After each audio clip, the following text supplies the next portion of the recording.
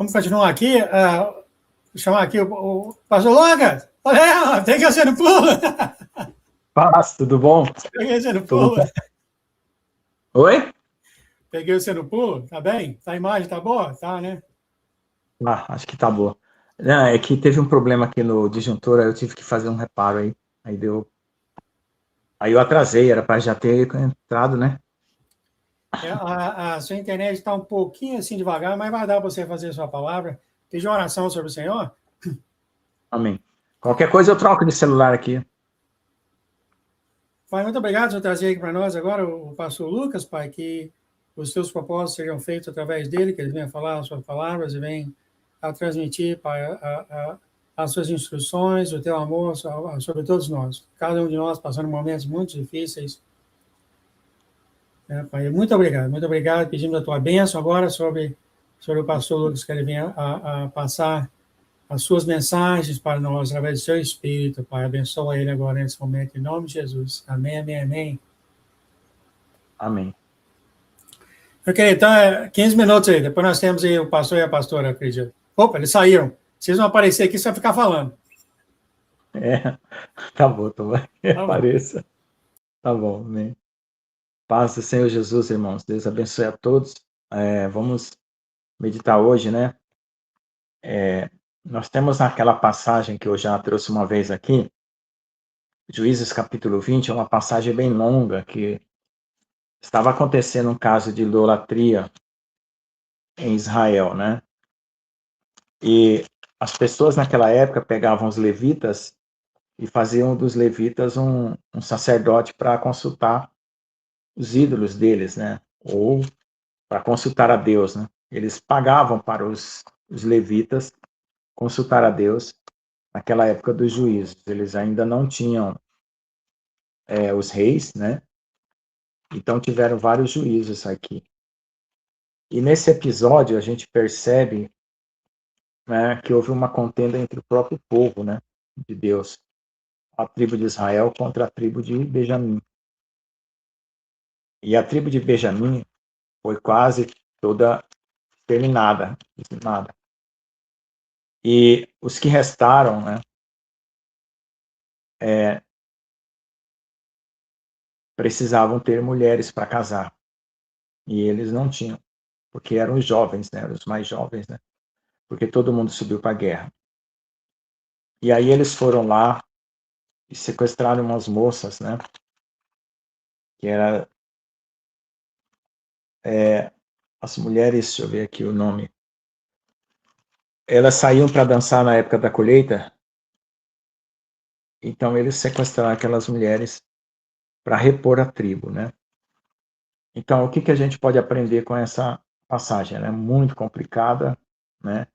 Sempre a gente tem que pedir ao Espírito Santo para dar para nós a direção, para a gente tirar uma informação.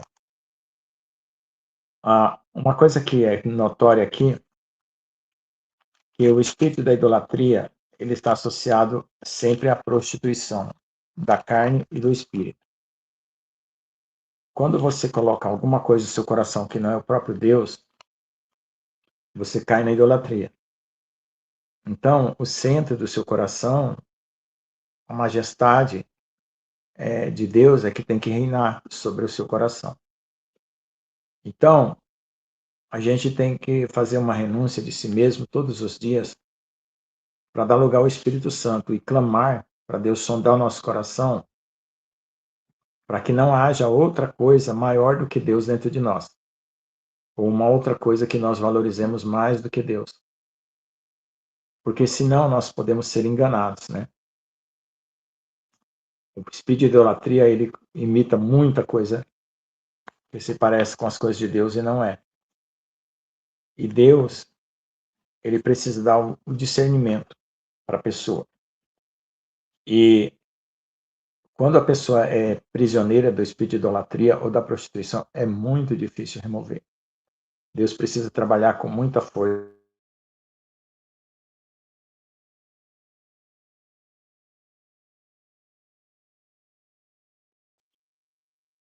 Então, o que que acontece?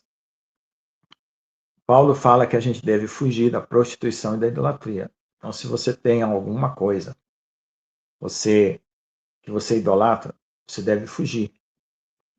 Não enfrentar, não querer bancar o forte, porque senão você vai cair. Então, tem coisas que a gente luta contra, tem coisas que a gente só foge.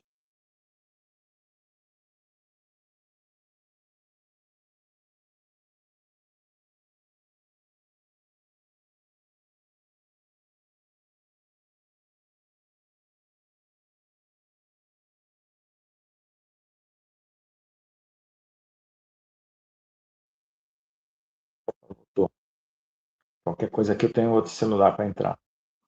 Está tendo problema aqui. Bom, então eles já estavam tão envolvidos com certas práticas que eles nem se davam conta, né, da situação que eles estavam vivendo. E aí o que acontecia? Eles pegaram e começaram a provar coisas erradas no meio deles.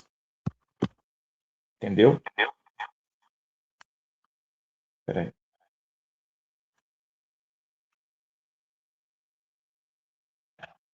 Eles começaram a provar coisas erradas no meio deles. E aí, quando houve um pecado, ao invés deles se arrependerem, eles pegaram e fizeram guerra. Né? Eles se recusaram a expulsar aquele povo errado do meio deles, que eram chamados filhos de Belial, né? E eles fizeram guerra contra os seus irmãos. Você veja o grau de obstinação que eles estavam lá, né? Eles estavam tão conjuminados com os pecadores errados que eles preferiram fazer guerra contra seus irmãos do que se apartar daquele pecado. Então, a gente sabe que na nossa vida tem muitas coisas que dão errado. Só que nós não podemos achar que só porque deu errado está tudo perdido.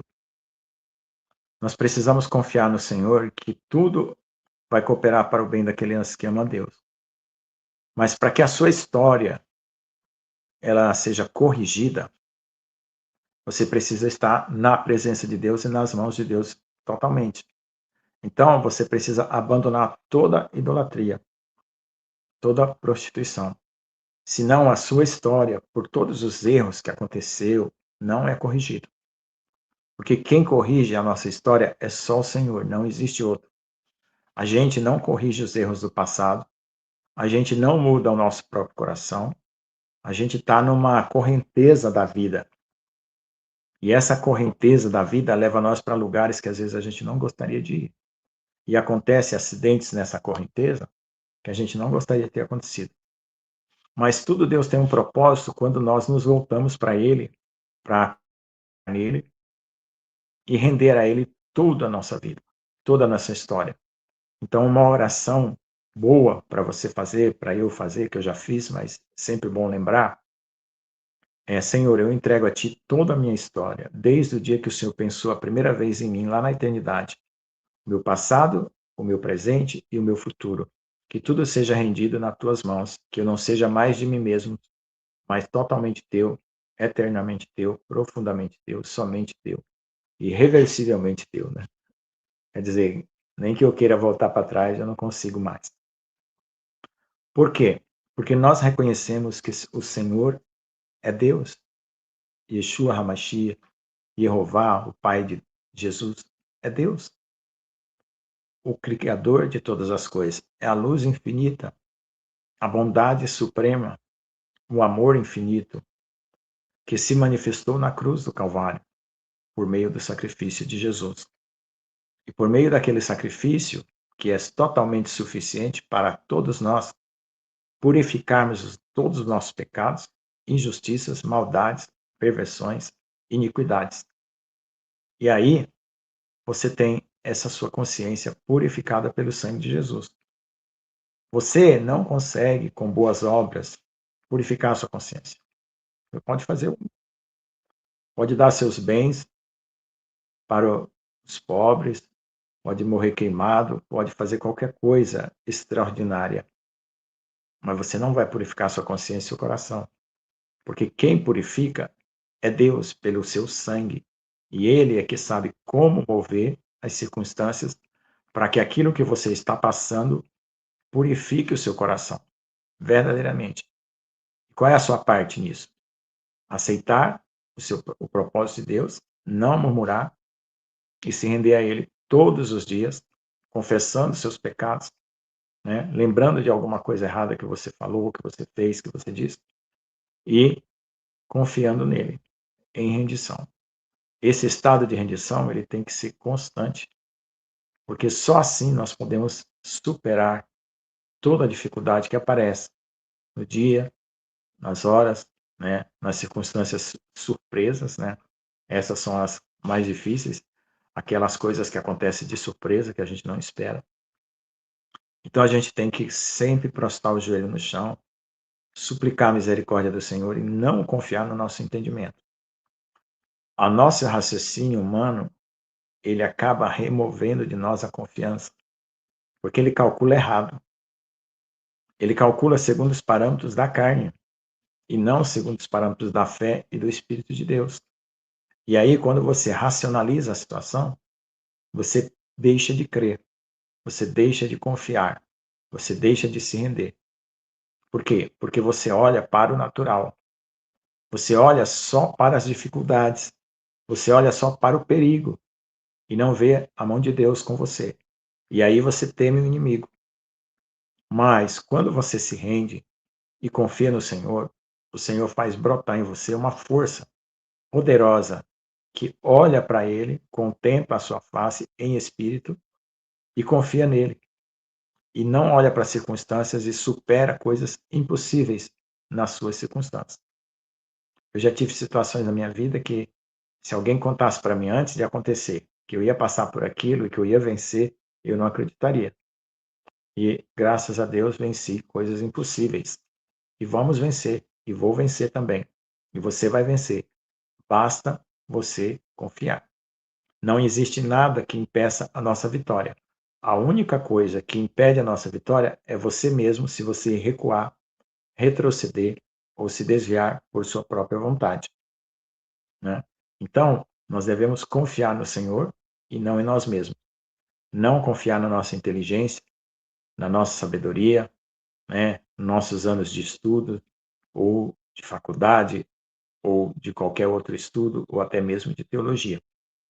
Você deve confiar no Senhor. E através da sua palavra, você precisa estar naquele estado de graça constante para que você flua todos os dias na obediência ao Senhor. Amém? Amém. Essas palavras me serviram muito bem, viu, querido? Muito bem mesmo.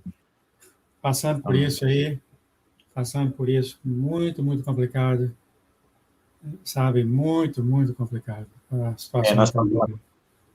todos nós estamos passando por esses trajetos muito estreitos e difíceis.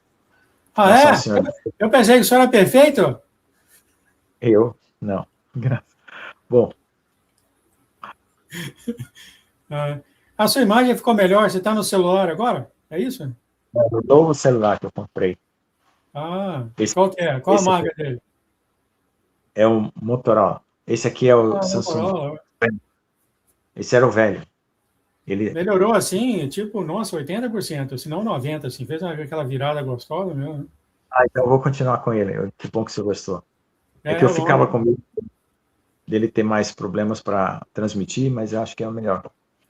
É, eu fiquei sabendo que só rico tem esse celular, né? Só rico. Não sei. Estou mexendo com Eu só você. sei que a TIM estava dando esse celular para quem aderisse o plano dela. Aí eu aderi e ganhei o celular pela quase metade do preço. O senhor sabe que o senhor tem um sorriso muito bonito, né? Amém. Tem que Que mostrar Jesus, mais. Eu estou que mexendo com Jesus você. e também as outras coisas. Oh! Eu ouvi a luz aí no Agora, fundo. Mentira, mentira! amém. Paz, Liz. Forte abraço. Tem que Linda. olhar só. Quando eu olho para mim mesmo, eu caio. Ah! Tá bom, meu querido. A gente vai chamar aqui o pastor Jones, o pastor. O senhor faz oração para nós, por favor? Amém. Senhor Jesus, todos nós estamos passando por coisas muito estreitíssimas. Os inimigos querem ver qualquer coisinha que queira nos tirar a fé, tirar o nosso ânimo, tirar a nossa alegria ou nos fazer cair de alguma forma. Por favor, nos livre de todo mal e de toda tentação. Possamos vencer a idolatria pelo Teu Espírito Santo, não por nós. Vencer a prostituição espiritual e material que também está solta no mundo. Senhor, que nós não lutemos contra ela, mas deixe o Senhor lutar por nós. E que nós possamos fugir de tudo aquilo que não é Deus, que é idolatria e que é prostituição, que não se agrada. Que nós não venhamos a enfrentar com as nossas forças e que nossa mente e o nosso coração seja purificado. E mais ainda, que o Senhor Jesus seja entronizado totalmente em nosso coração, assim como o Pai e a Ti, Senhor Jesus, no nosso corpo, na nossa mente, na nossa alma, no nosso espírito, na medula dos nossos ossos, na consciência e no coração. Em nome de Jesus, amém. Amém, amém, amém. Muito obrigado, Marco, pela sua participação. Deus abençoe você e sua casa em tudo que você fizer. Amém. Tchau, tchau.